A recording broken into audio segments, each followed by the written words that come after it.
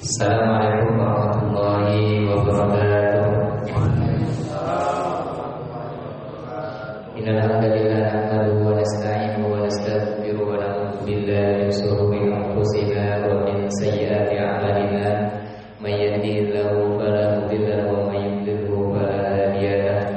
Asyhadu an la ilaha illallah wahdahu la syarika lahu wa asyhadu anna Muhammadan abduhu wa rasuluhu. Qala ta'ala fil Qur'anil Karim, a'udzu billahi minasyaitonir rajim. Ya ayyuhallazina amanu taqullaha haqqa tuqatih wa la tamutunna illa wa antum muslimun. Wa qala Rasulullah sallallahu alaihi wasallam, ittaqillaha haitsu kunta wa bi sayyi'atil hasanati tamhuha wa khaliqin nas bi khuluqin hasan. Wa qala aidan, idza halaka kisra fala kisra ba'dahu wa idza halaka qaisaratu fala qaisarata ba'dahu walladzi nafsi biyadihi latunfaqanna kunuzuma fi sabilillah. Para orang tua kami yang kami muliakan, hadirin yang dirahmati Allah Subhanahu wa taala, alhamdulillah malam hari yang berbahagia ini Allah Subhanahu wa taala masih memberikan kita semua nikmat iman serta kesehatan sehingga kita bisa berhadir di majelis ilmu yang barokah ini, dan mudah-mudahan Allah Subhanahu wa taala menambahkan ilmu kepada kita semua dan dipermudah untuk mengamalkan ilmu yang sudah kita dapatkan dan dijauhkan dari ilmu-ilmu yang tidak bermanfaat. Allahumma inna na'udzubika min ilmin la yanfa' wa min qalbin la yakhsha, dari hati yang tidak pernah merasa khusyuk, wa min nafsin la tashba, dari jiwa yang tidak pernah merasa kenyang, wa min da'watin la yustajabu laha, dan dari doa-doa yang tidak dikabulkan oleh Allah Subhanahu wa taala. Para jamaah yang dirahmati Allah, pada kesempatan malam hari ini insyaallah kita akan sedikit mengkaji ulang, mengkaji tentang manfaat atau faidah dari mempelajari hadis-hadis seputar akhir zaman. Karena memang banyak orang bilang kita hidup di akhir zaman, di akhir zaman. Jadi yang berada di sini semua ini makhluk-makhluk akhir zaman, ya. Kita berada di akhir zaman. Kenapa kita berada di akhir zaman? Karena memang baik orang Islam maupun orang Barat itu pun meyakini mereka sudah dekat dengan hari kiamat. Terbukti dari banyaknya film-film yang dibuat oleh orang-orang Barat sendiri, baik itu film Armageddon, film 12 ya, kiamat terjadi pada tahun 2012, ataupun film-film yang lainnya. Karena memang ya naluri manusia biasanya dia pengen tahu kira-kira apa sih yang nanti terjadi di hari kemudian. Makanya banyak orang yang berbondong-bondong ke dukun paranormal, ya, dan orang-orang yang mereka anggap itu orang pintar. Kemudian ya maulah mereka itu dijahil-jahilin, ya, dibodoh-bodohin sama orang pintar tersebut. Tetapi ketika kita membaca hadis-hadis Rasulullah, berita akhir zaman ini bukan sekedar fiksi, bukan sekedar cerita-cerita biasa saja, ya, bukan juga hanya sekedar dongeng-dongeng sebelum tidur. Tetapi berita yang diberitakan oleh Rasulullah tentang seputar akhir zaman itu berita yang asli, berita yang benar.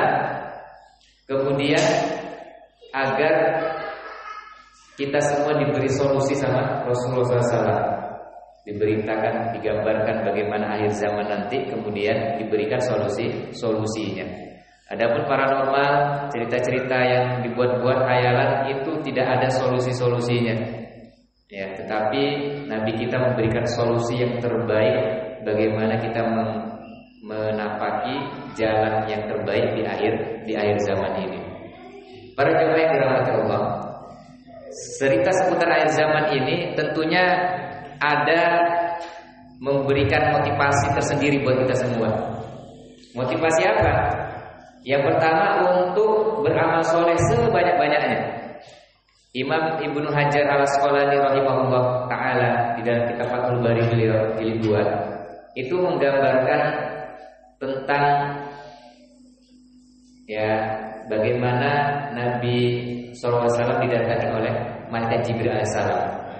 Tentunya hadis ini yang diriwayatkan oleh Imam Bukhari dan hadis-hadis yang lainnya Imam Muslim, hadis-hadis yang mirip dan serupa tentang bagaimana ketika itu malaikat Jibril datang kepada Rasulullah. Kalau dalam hadis Arba'in jilid hadis nomor 2 ya. Ja'a rajulun ila Nabi sallallahu alaihi wasallam zata yaumin.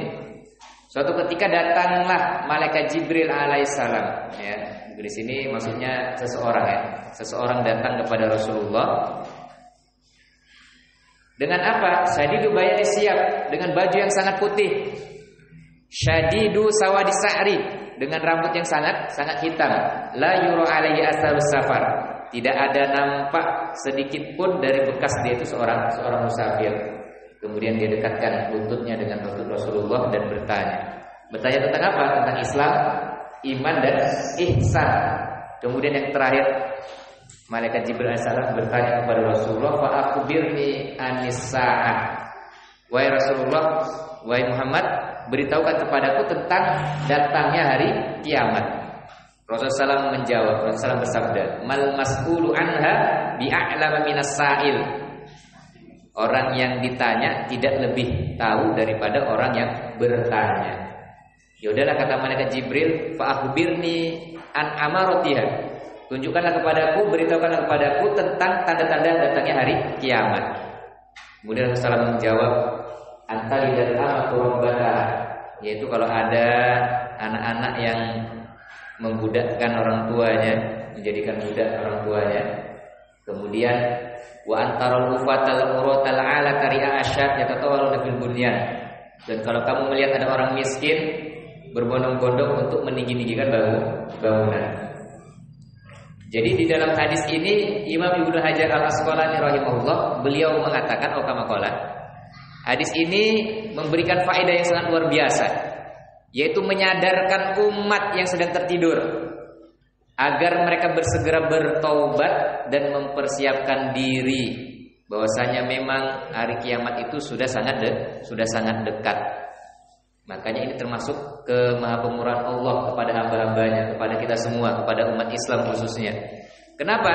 Karena Allah menyebutkan tanda-tandanya terlebih dahulu agar orang itu bersiap siaga.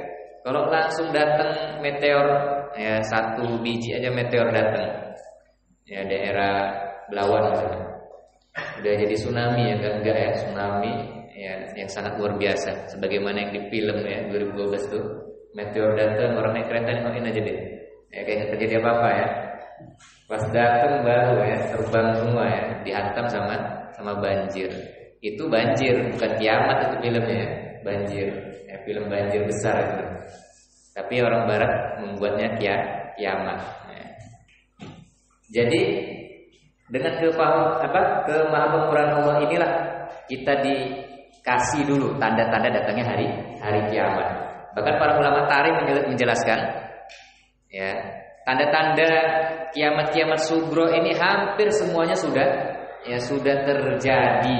Ya, sudah terjadi, termasuk tadi berbondong-bondong ya, orang-orang meninggikan bangunan. Udah sampai awan katanya ya. Udah di atas ya, awan di bawah dia di kakinya. Ini kan luar biasa.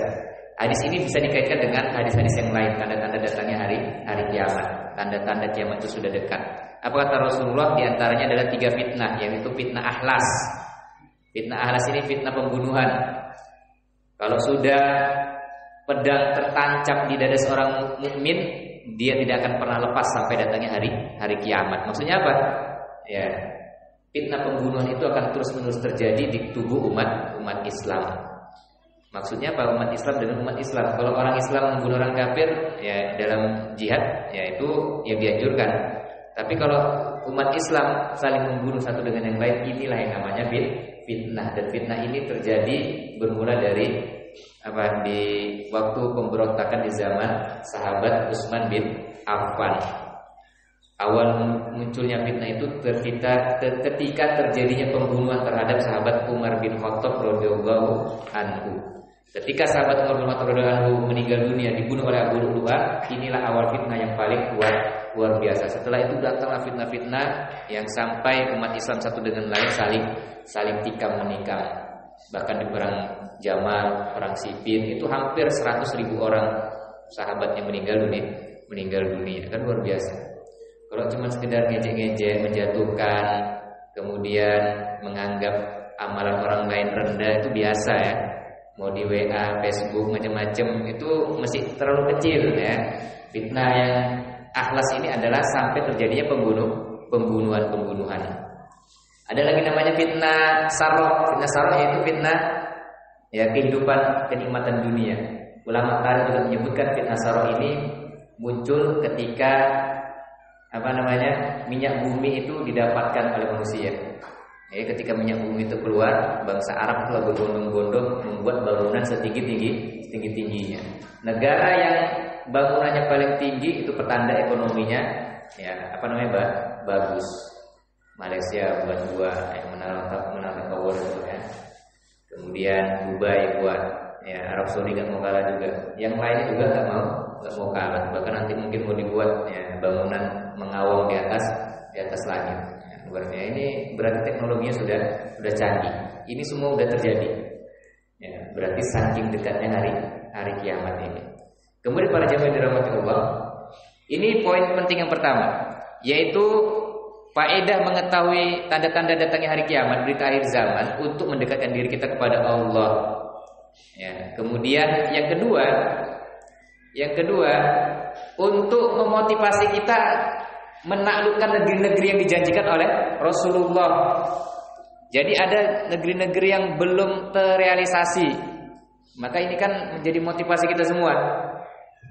Dulu ketika Rasulullah SAW menyampaikan kepada para sahabat berita tentang akhir zaman ini sampai 1 harian, Pak. Ya, sampai dibuat daurah ya. Bahasa kita buat daurah dari ba'da subuh sampai terbenamnya matahari. Hadis ini yang dikeluarkan oleh sahabat Amr bin Al-Akhtab radhiyallahu anhu. Ketika itu beliau mengatakan, "Shalla bina Rasulullah sallallahu al-fajr." Rasulullah SAW salat bersama kami salat subuh secara berjamaah. Fanazala, kemudian ya, wasa'idal mimbar. Kemudian Rasulullah SAW naik ke atas mimbar setelah salat subuh. Fa khatabana hatta hadaratiz zuhru. Kemudian beliau berceramah ya, menyampaikan isi khutbahnya sampai masuknya waktu zuhur. Fanazala fasalla, kemudian turun dan salat zuhur. Kemudian wasa'idal mimbar, naik lagi ke atas mimbar. Fa khatabana hatta hadaratil asru, ceramah lagi habis salat zuhur sampai salat asar. Ya, panjang kan berarti ceramahnya. Entah ada jeda enggak tahu ada break ya. Breaknya enggak tahu ya. Minum kopi dulu. Kopi kurma kan. Ya, kemudian fanazala fasalla lagi, turun salat lagi. Fa khatabana hatta ghorabati syamsu. Kemudian ceramah lagi sampai terbenamnya matahari. Fa akhbarana bima kana wa bima huwa kain. Dan Rasulullah SAW mengabarkan kepada kami tentang sejarah-sejarah yang terdahulu sampai datangnya hari kiamat. Fa'alamuna ahfazuna, dan orang yang paling mengetahui cerita dari pagi sampai sore tadi, sampai menjelang ya terbenamnya matahari sampai terbenamnya matahari, adalah orang yang paling kuat hafalan. Ya, kalau dulu kan mungkin nggak dicatat, ada yang mencatatnya bisa sebagian, tapi dengan kekuatan hafalan. Jadi ini menunjukkan berita akhir zaman itu sangat penting buat umat Islam. Kenapa? Karena Rasulullah SAW itu ceramahnya biasanya ringkas, padat, tepat sasaran. Makanya disebut julukan beliau Jawami'ul Kalim. Orangnya ngomongnya sedikit, tetapi faedahnya sangat banyak. Tapi kok aneh, 1 harian ini kok Rasulullah SAW ceramah dari pagi sampai sore. Berarti menunjukkan apa? Pentingnya berita-berita akhir zaman yang harus disampaikan kepada umat. Maka kalau kita mau menjadi umat yang terbaik, pasukan yang terbaik, pemimpin yang terbaik, ya baca berita-berita akhir zaman. Supaya apa? Ya karena orang yang mengetahui tarikh-tarikh yang sebelum dan setelahnya, mereka lah yang akan mengendalikan dunia ini. Ini pesan Dr. Abdul Rahim kemarin. Ya, Dr. Abdul Rauf Al-Qodi yang kemarin yang ngajar di pondok tentang pengambilan sanad hadis arba'in, kemudian di asrama haji kemarin tentang akhlak hamalatul Quran. Sambil ngobrol-ngobrol sambil makan ya sama Ustaz Beri juga, sama Ustaz Ilyas dan lain-lain. Itu beliau menyampaikan, ya, umat kita, santri-santri kita harus diceritakan sejarah-sejarah terdahulu dan sejarah-sejarah yang akan datang supaya mereka menjadi qaidul ya. Maksudnya para pemimpin Islam hanya orang-orang yang mengerti sejarah yang mereka akan mengendalikan umatnya sebaik mungkin. Maka pada zaman dirahmati Allah, jadi saking pentingnya akhir zaman ini Rasulullah menyampaikannya dari pagi sampai sore. Ya, kemudian di antara salah satu berita yang beliau sampaikan adalah penaklukan negeri-negeri orang-orang kafir kepada umat Islam. Contohnya ketika Rasulullah SAW waktu perang Honda, waktu itu para sahabat sangat lapar, sampai dibalutlah batu, kemudian diikat ke pinggangnya masing-masing, satu batu. Bahkan yang lebih ngeri lagi Rasulullah SAW diikatkan tiga batu di perutnya. Berarti kan udah lapar disuruh kerja gali paret. Ya, paretnya kan luar biasa, ya, panjang. Kemudian dalamnya lagi sampai kalau udah masuk nggak bisa naik. Ya, saking laparnya. Disitulah saking laparnya ketemu batu yang sangat besar. Para sahabat udah kecapean, udah keletihan. Rasulullah SAW ngambil linggis, dipecahkan sampai 3 kali keluar cahaya. Nanti kita akan menaklukkan Romawi. Nanti kita akan menaklukkan Persia, Yaman. Dengan orang kafir, orang munafik berkata, ma wa'adanallahu wa rasuluhu illa ghurura. Apa yang dijanjikan oleh Allah dan Rasulnya hanya tipuan belaka. Hari inilah banyak umat Islam yang diberitakan, dibacakan hadis-hadis akhir zaman tentang kemenangan-kemenangan umat Islam. Banyak yang gak percaya. Apalagi sekarang ya Pak. Sekarang umat Islam masih tertindas kok. Ekonominya juga biasa-biasa aja. Kendaraannya tidak lebih keren dari orang-orang kafir. Mana mau menang? Ya, ini berarti dia nggak yakin sama hadis Rasulullah.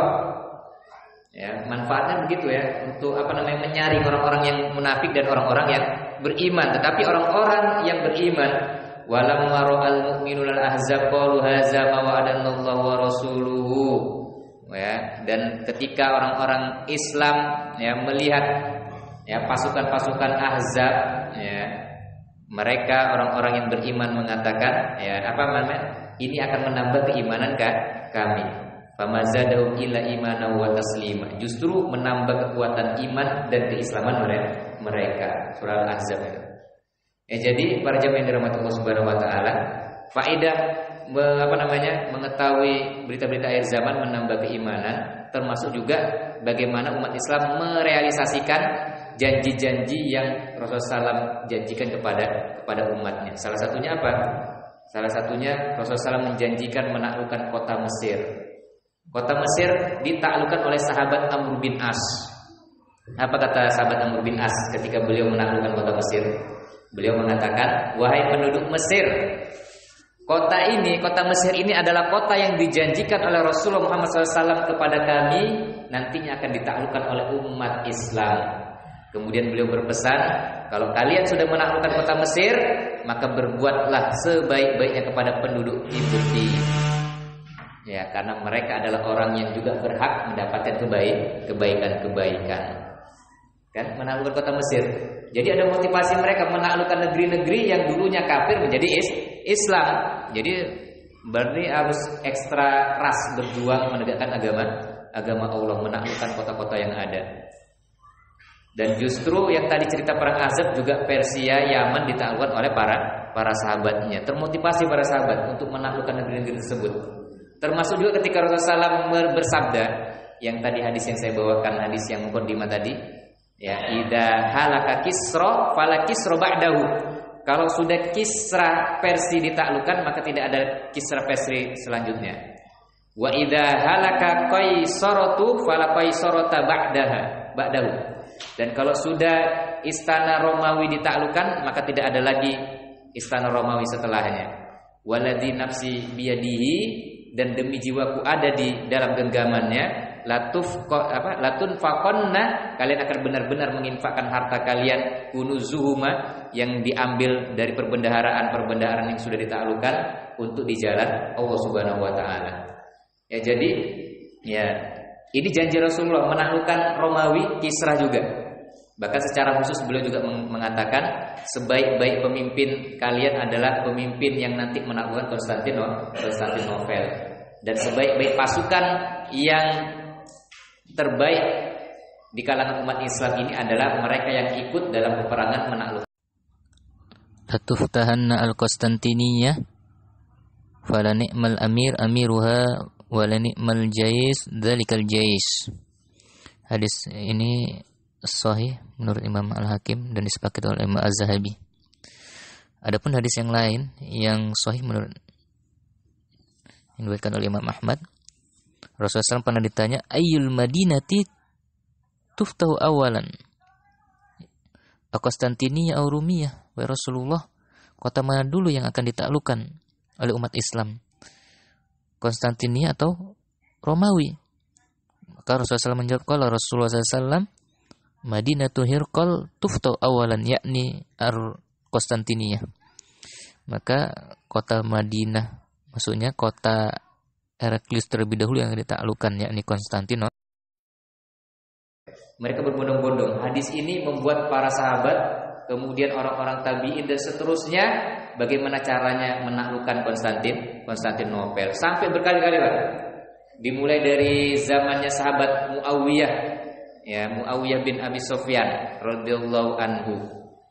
Siapa yang mau menaklukkan itu? Yazid bin Muawiyah, anaknya, yang membawa pasukan yang banyak. Ternyata Konstantinopel ini bentengnya sangat luar biasa kokohnya.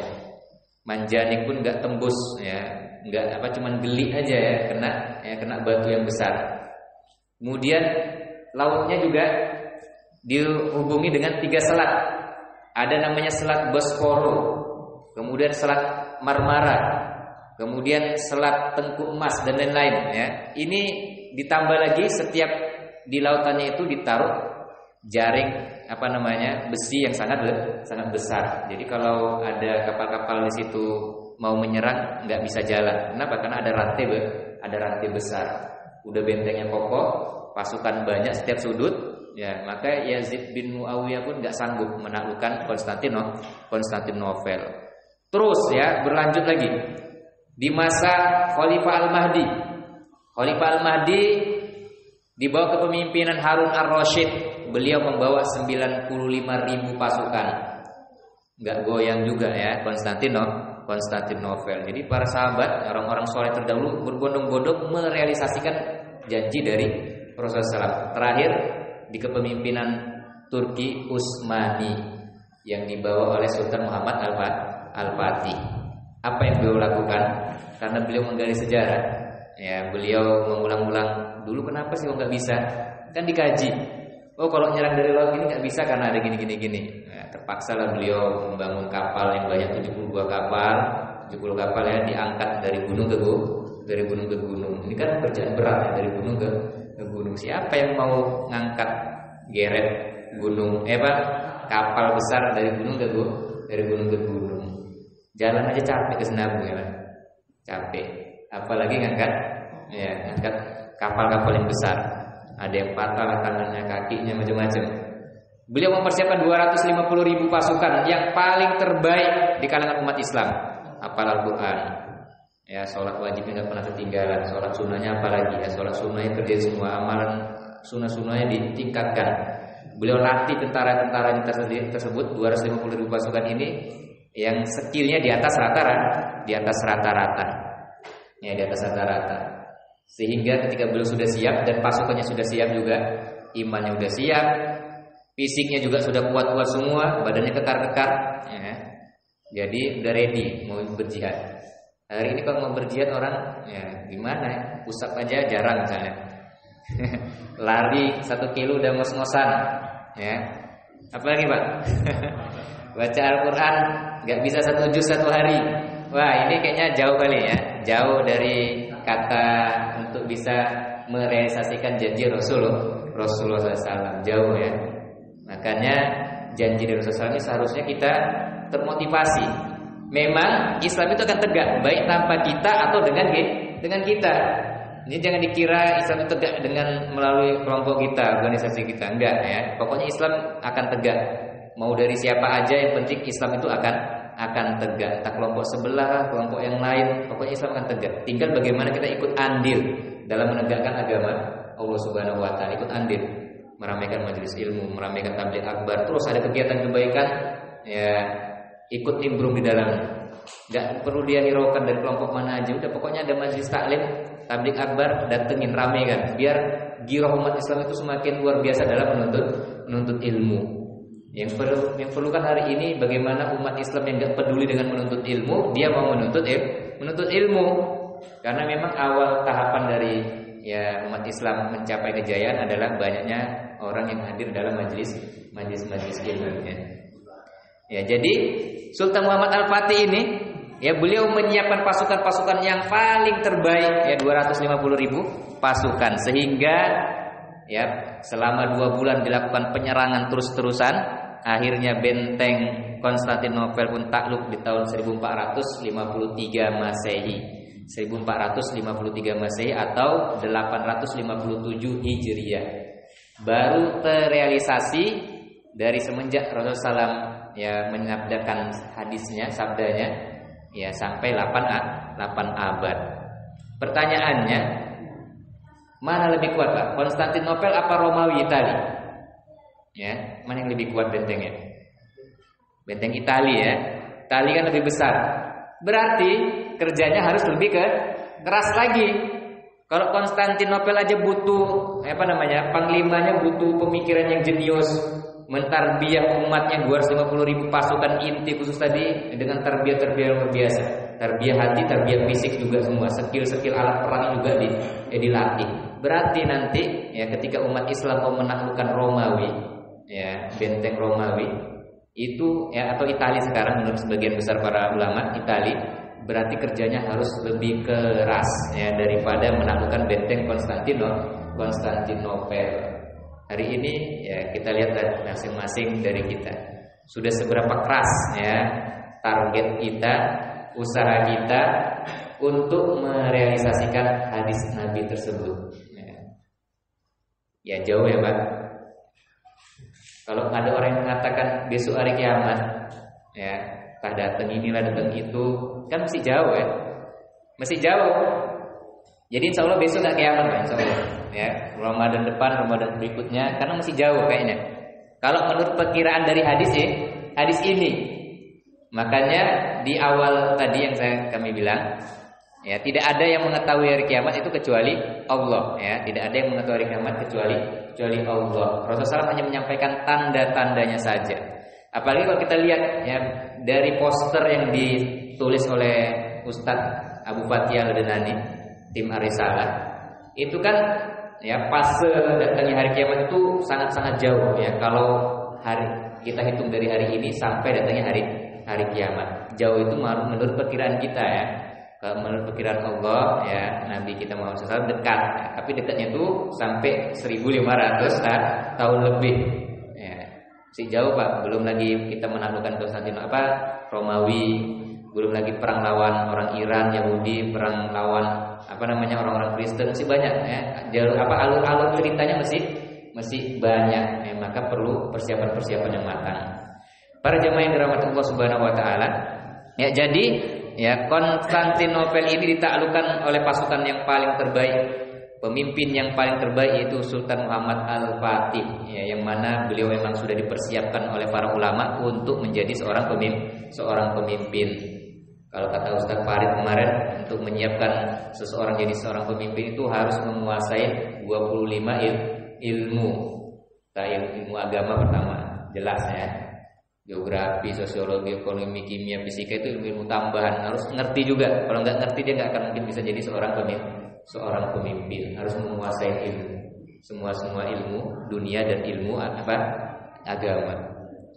Jadi para jamaah yang dirahmati Allah Subhanahu wa taala, jadi pembebasan Romawi ini butuh kekuatan yang sangat besar dari umat Islam, melebihi kekuatan yang dibawa oleh Sultan Muhammad Al-Fatih.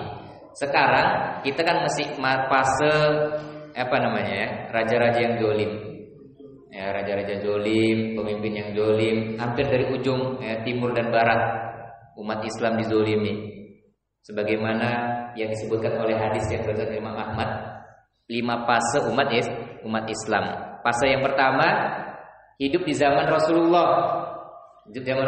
Kemudian yang kedua, fase ala khilafati min haji nubuwah, yang mana umat Islam hidup di bawah kepemimpinan para sahabat radhiyallahu anhum ajma'in, yaitu 4 khalifah, Abu Bakar, Umar, Utsman, Ali radhiyallahu anhum, atau ada yang menambahkan sahabatnya, anaknya Ali bin Abi Thalib itu Hasan bin Ali radhiyallahu anhu.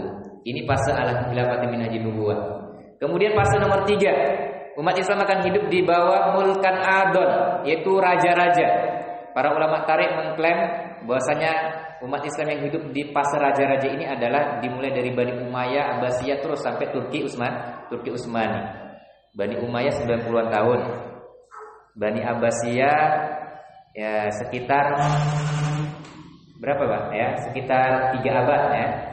Kemudian Turki Utsmani 660-an tahun ya, 660-an tahun. Itu mulkan adil. Ada yang rajanya yang zalim, ada juga yang adil.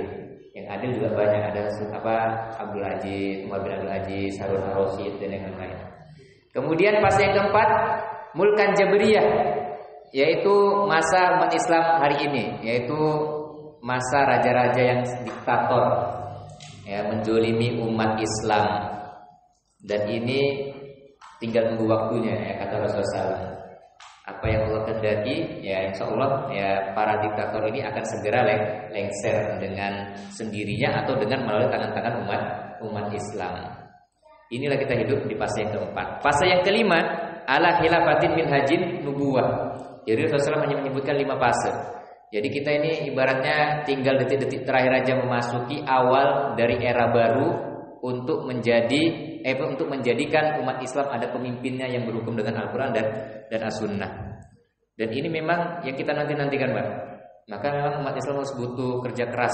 Bagaimana setiap dari kita itu meruntuhkan wibawa musuh. Pokoknya wibawa musuh itu harus kita runtuhkan sebesar-besarnya, sejadi-jadinya. Mau kita jadi apa? Mau kita jualan SK, mau jualan sule, mau jualan baju, di mana-mana kita ngobrol untuk meruntuhkan kejelekan-kejelekan orang-orang kafir maupun para penguasa-penguasa yang dolim. Sebagaimana orang kafir dulu ketika mereka meruntuhkan Turki Utsmani, semua lini bekerja. Mulai dari tukang syairnya, tukang cukur, media massa, semuanya kerjanya apa, Pak? Jelek-jelekin Sultan Abdul Hamid.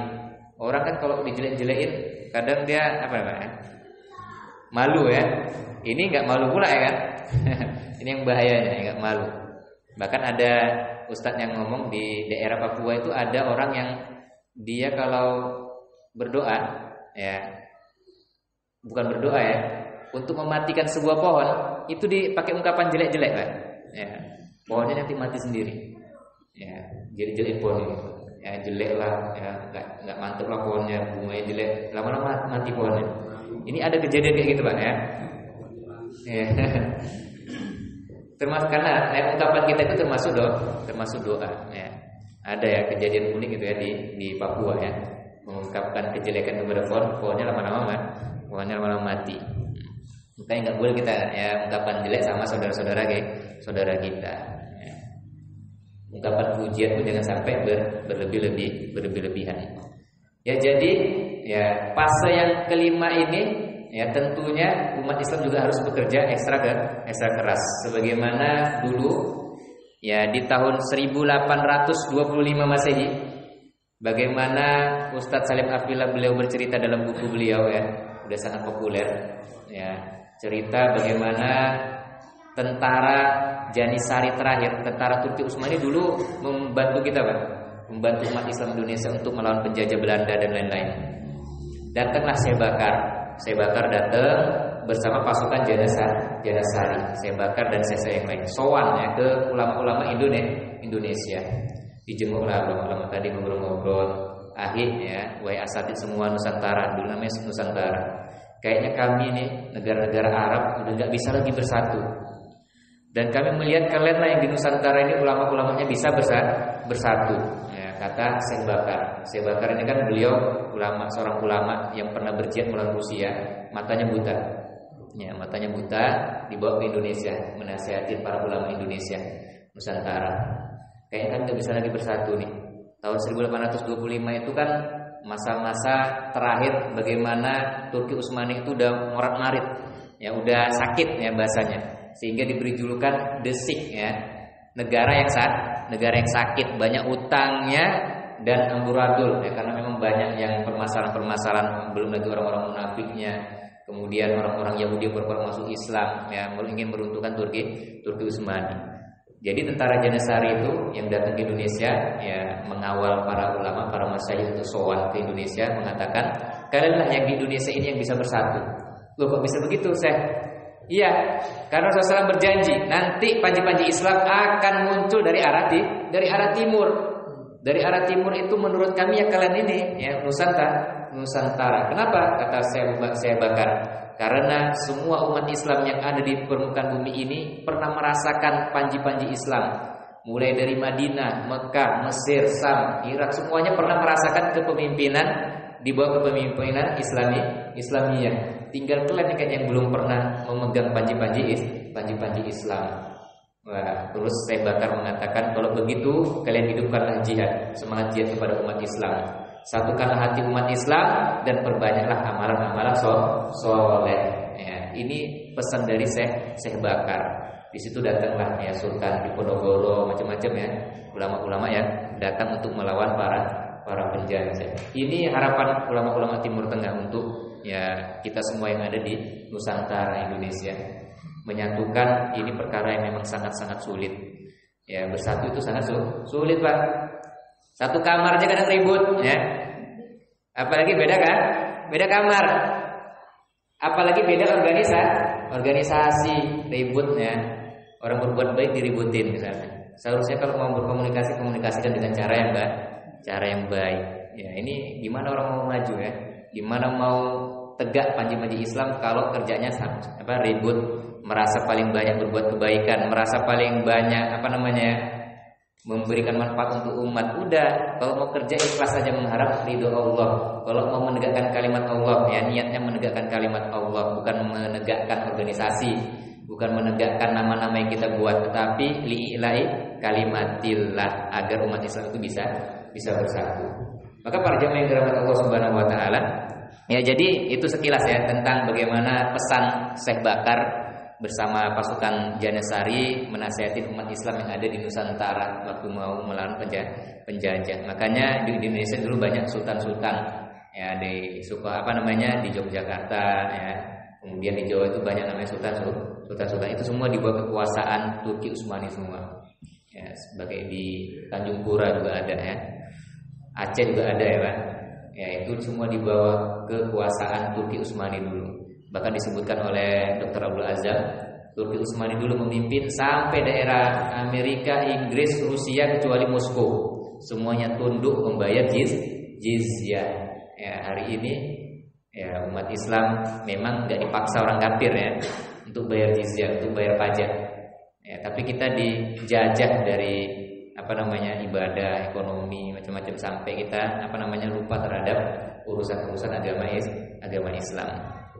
Jadi para jamaah yang dirahmati Allah Subhanahu wa taala, jadi untuk merealisasikan janji ya, mengetahui hadis-hadis tentang seputar akhir zaman adalah untuk salah satunya umat Islam bisa termotivasi merealisasikan janji-janji Rasulullah SAW.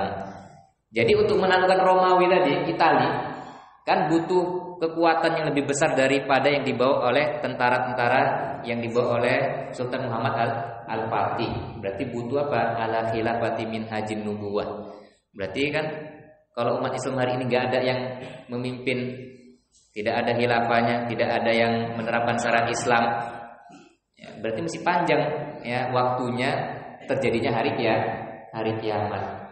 Kenapa? Karena belum ada yang muncul ya menegakkan Islam melalui pemimpin yang soleh ya, dengan menerapkan hukum Al-Quran dan As-Sunnah. Jadi jaraknya masih panjang, butuh kerja keras ya bagi organisasi, kelompok, ormas dan yang lainnya untuk bersatu menerapkan syariat Islam. Barulah nanti Setelah mereka menerima syariat Islam, itulah ya umatnya ditarbiyah, dibawa pasukan-pasukan yang terbaik untuk menaklukkan Romawi. Ya. Jadi masih panjang ya. Jadi jangan diklaim tahun depan hari kiamat. Ya. Kemudian para jemaah yang dirahmati Allah Subhanahu wa taala, selanjutnya ya apalagi menurut di sini ada Syekh Albani rahimahullah, beliau mengomentari tentang al-khilafati min hajin nubuwah fase yang kelima, termasuk juga mengomentari tentang pembebasan Italia nanti. Beliau mengomentarinya gini. Penaklukan pertama Konstantinopel telah berhasil direalisasikan melalui tangan Muhammad Al-Fatih Al-Utsmani seperti yang telah diketahui. Penaklukan itu terrealisasi setelah lebih dari 800 tahun sejak kabar gembira itu disampaikan oleh Nabi Muhammad SAW. Dan pembebasan kedua yaitu penaklukan kota Roma dengan izin Allah juga pasti akan terrealisasi. Sungguh beritanya akan Anda ketahui di kemudian hari. Tidak diragukan juga bahwa realisasi pembebasan kedua itu menuntut kembalinya khilafah Rasyidah ke tengah-tengah umat Islam. Jadi beliau mensyaratkan salah satunya kalau mau menaklukkan Romawi pasti harus ada khilafah yang memimpin atas manhajin nubuwah. Ya, jadi urutan-urutan akhir zaman masih banyak lagi yang belum terrealisasikan. Kemudian para jemaah yang dirahmati Allah Subhanahu wa taala, selanjutnya ada kode-kode etik yang lain. Yes, setelah kita tadi mengetahui manfaat mempelajari ilmu akhir zaman, hadis-hadis akhir zaman, ya selain memberikan motivasi, kemudian ada kode etik. Yang pertama tadi ya, tidak ada yang mengetahui terjadi hari kiamat kecuali Allah. Kemudian yang kedua, kalau seseorang mau mencocokkan hadis dengan realitas, ya ada kode etiknya juga. Contohnya apa? Rasulullah SAW beliau pernah melihat ada anak Yahudi namanya Ibnu Sayyad. Ibnu Sayyad ini anak Yahudi nih. Mirip kayak Dajjal yang disebutkan oleh Rasulullah. Bahkan ada sebagian sahabat mengatakan, "Wallahi demi Allah ya Rasulullah, ini Ibnu Sayyad ini adalah Dajjal. Dilihat mirip, rambutnya keribu. Jangan dilihat kanan kiri, Pak. Nanti ada yang ya, rambutnya keribu. Kemudian ya kakinya letter O. Ya, matanya buta juga. Ya, ini kayaknya mirip dengan Rasulullah. Tetapi Rasulullah tidak menyalahkan sahabat ini. Ya. Dari cerita ini, sebagian ulama mengatakan boleh mencocokkan antara hadis dengan realitasnya, mengkorelasikannya itu boleh. Tetapi ada syaratnya, tanpa memvonis itu betul-betul ya cocok dengan hadis tersebut. Kenapa? Karena Rasulullah dan para sahabat, beliau hanya memantau saja. Memantau aja antara hadis dengan orang yang dicocokkan sebagai Dajjal, memantau. Kenapa? Karena terbukti akhirnya si Ibnu Sayyad ini tidak termasuk Dajjal. Ya, jadi kalau mau mencocokkan hadis dengan realitas, ya boleh dicocokkan, tapi jangan diklaim itu ya betul-betul cocok sampai betul-betul terbukti. Sampai betul-betul terbukti baru bisa. Kalau dia mencocokkan hadis dengan realitas itu sah-sah saja, tapi jangan memponisnya itu betul sesuai dengan hadis sampai ada bukti yang sangat-sangat kuat sebagaimana yang dilakukan oleh Rasulullah SAW dan para sahabat. Mereka mencocokkan juga tapi tidak mengklaim ya. Beda ya, tidak mengklaim itu pas ya. Kenapa? Karena dulu para ulama juga banyak kok yang mencocok-cocokkan hadis akhir zaman dengan realitas, tapi banyak yang enggak cocok. Banyak nggak cocok, Pak. Dulu waktu saya sekolah masih di Ibat, ada majalah ya. Dia mencocokkan hadis tentang orang-orang yang menyerang jamaah haji ya. Jamaah haji itu nanti diserang sama Saddam Hussein. Pasukan Sufyan itu adalah Saddam Hussein kata penulis tersebut. Saya lupa ya karena dulu nggak terlalu kan ikut baca-baca buku ya, nggak dihafal-hafal ya, Pak. Namanya santri juga mau main-main juga ya, tidak semuanya dibacain ya. Akhirnya ternyata nggak terbukti. Justru Saddam Hussein yang duluan meninggal, duluan digantung tahun 2000 berapa itu lupa ya, nggak cocok. Bahkan ulama-ulama yang juga sangat banyak mencocok-cocokkan hadis ternyata tidak terbukti. Jadi ada dua orang yang menyimpang dalam masalah akhir zaman. Yang pertama mengabaikan. Acu tak acu dia ada hadis akhir zaman udah biarin aja los itu ya. Mau orang cerita akhir zaman dia nggak peduli, enjoy aja dia. Tapi ada yang kedua, kebablasan dalam mencocok-cocokkan hadis, dalam kebablasan. Kebablasannya bisa dengan mencocokkan, bisa juga dengan mentakwil. Mentakwil contohnya apa, Pak? Contohnya Dajjal misalnya. Dajjal dia takwilkan dengan Amerika sekarang. Amerika itu Dajjal katanya. Amerika karena dia membuat kerusakan, ya tidak seimbang kehidupan dunianya, berarti Dajjal itu ya Amerika. Dajjal ini bukan cerita fiksi, dia betul-betul orang, ya betul-betul ada nanti, ya akan datang di akhir zaman, bukan ditakwilkan sebagai kiasan saja. Ada lagi yang mentakwilkan, mengkiaskan Ya'juj dan Ma'juj itu orang yang merusak. Yang namanya merusak ya berarti dia Ya'juj dan Ma'juj. Ini keliru ya, salah takwil. Ya. Orang yang pendusta dibilang Dajjal. Memang pendusta itu sifat Dajjal, tapi dia bukan Dajjal. Dajjal itu yang betul-betul ada. Dulu waktu tentara Mongol, tentara Tartar menyerang umat Islam di Baghdad dan yang lain, itu para ulama sebagian itu mengklaim Ya'juj dan Ma'juj itu yaitu bangsa Mongol, dia keluar dari benteng. Ada bentengnya dibolongin kan, dalam surah Al-Kahfi kan dibolongin. Ada yang keluar satu tuh, salah satunya itulah ya Ya'juj dan Ma'jujnya dari bangsa Mongol. Ini keliru ya, keliru. Mentakwil hadis-hadis akhir zaman tadi harus dengan takwilan yang dilakukan oleh Rasulullah dan para sahabat. Ada lagi yang mentakwil 73 golongan nanti yang di akhir zaman kata Rasulullah, umat Islam terpecah menjadi 73 golongan. Dia takwilkan dengan apa? Kelompok-kelompok Islam yang ada. Disebutkan di situ NU, Muhammadiyah, Hizbut Tahrir, Salafi dan lain-lain, itu 73 golongan katanya. Ini keliru ya. Enggak ada para ulama menyebutkan 73 golongan itu dari kelompok-kelompok ormas tadi. Ya, 73 golongan itu adalah mereka yang akidahnya menyimpang dari kebenaran. Mau dia dari ormas apa aja, kalau akidahnya menyimpang, itulah yang termasuk 73 golongan. Kemudian para jamaah yang dirahmati Allah, jadi kode etiknya juga harus ada ya. Harus kalau mau mencocokkan, ya tidak mengklaim itu betul-betul ada, ya, betul-betul sesuai dengan hadis, sampai betul-betul terjadi. Ya. Kemudian kalau mau mentakwil, takwilnya juga harus benar sesuai dengan Al-Quran dan As-Sunnah. Yang selanjutnya, kalau mau memberitakan berita akhir zaman, dilihat dulu mafsadat dan maslahatnya. Mafsadat dan maslahatnya dilihat dulu. Kalau memang bermanfaat untuk umat, silakan disampaikan. Tapi kalau umat nanti lari dia, ya berarti agak direm sedikit ya. Tentang akhir zamannya direm sedikit. Jangan terlalu digas sekali ya. Nanti umat akan takut, kemudian saking ketakutannya nggak mau kerja. Udah nggak mau kerja, nggak mau jualan, akhirnya orang kafir yang jualan. Ya. Umat Islamnya cuma ya ibadah aja di sini. Padahal urutan-urutan kiamat tadi banyak yang belum terjadi. Ya. Jadi harus dilihat dulu mafsadat dan maslahatnya apa. Kenapa? Karena dulu sahabat Abu Hurairah itu beliau pernah menyimpan. Ya, beliau mengatakan, aku menghafal hadis Rasulullah 2 kantong hadis. Satu kantong itu yaitu hadis-hadis tentang sholat, puasa, zakat, haji, amalan-amalan soleh, muamalah dan yang lainnya. Satu kantong hadis yang lain tentang hadis-hadis fitnah dan akhir zaman. Aku simpan satu kantong ini karena aku khawatir kalau aku menyampaikan hadis-hadis satu kantong ini kepada umat, aku akan disembelih. Satu kantong hadis itu kata para ulama adalah hadis tentang fitnah. Makanya beliau termasuk orang sahabat yang tidak ikut fitnah terjadinya huru-hara di kalangan para sahabat dan umat Islam yang lain. Beliau menyendiri ya, sahabat Abu Hurairah termasuk sahabat yang menyendiri dari fitnah. Ya, sahabat yang lain ada juga ya.